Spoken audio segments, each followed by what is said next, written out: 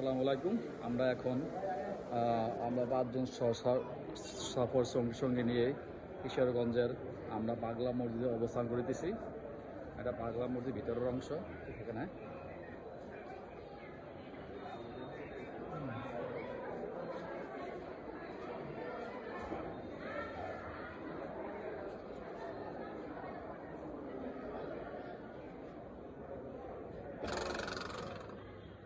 ভিতরের অংশ মসজিদের।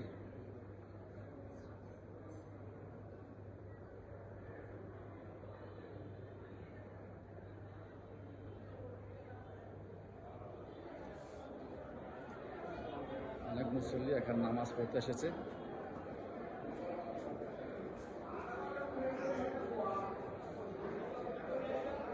এইগুলো হচ্ছে পাগলা মসজিদের দান বাক্স। অনেক মুসল্লিগণ এই দান বাক্সে তাদের মনের বাসনা পূরণার্থে এই দান বাক্সে টাকা জমা রাখতেছে। একবার দান বাক্স করলে মোটামুটি কয়েক কোটি টাকা আসে। এই মসজিদ নির্মিত হয়েছে প্রায় 1917 থেকে 1800 খ্রিস্টাব্দ সালে।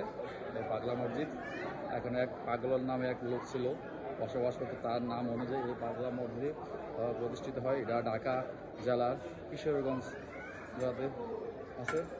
এই যে আমাদের অনেক লোকেরা এখানে এই মসজিদে টাকা দান করতেছে। আমাদের সফর সঙ্গী ছিল আমরা তো 4 জন।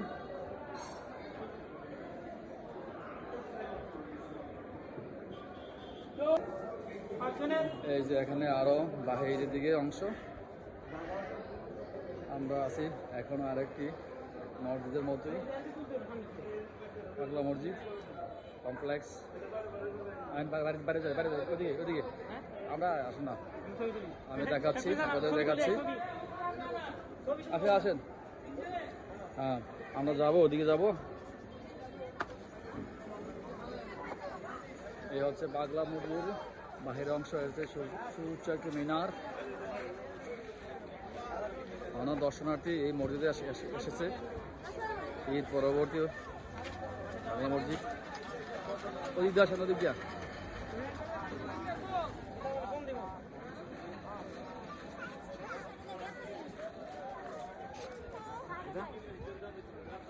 মসজিদ সম্মুখ পাশ, মসজিদের সম্মুখ পাশ পাগলা মসজিদ। হারুয়া কিশোরগঞ্জ নামক স্থানে এই পাগলা মসজিদ নির্মিত হয়েছে। এখানে একটি ইসলামিক ফাউন্ডেশন কর্তৃক এই মসজিদ পরিচালিত হচ্ছে। এই যে পাগলা মসজিদের নাম পাগলা মসজিদ।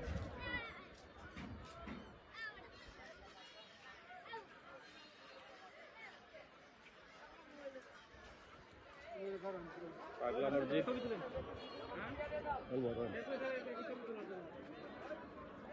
অনেক দর্শনার্থী, অনেক মুসল্লি এখানে নামাজ পড়ার জন্য এসেছে। অনেক মনের বাসনা পূরণের জন্য মানুষ দান বাক্সে অসংখ্য টাকা রাখে। একবার দান বাক্স করলে অনেক টাকা আসে।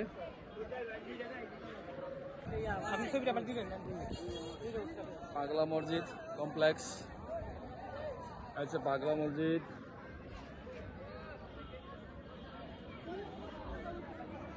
1917 সাল থেকে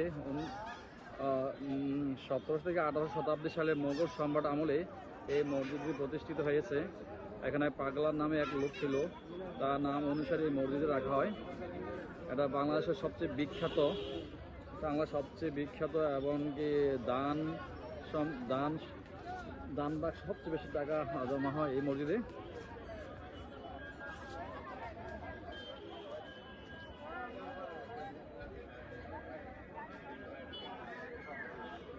আর পাশে রয়েছে, হ্যাঁ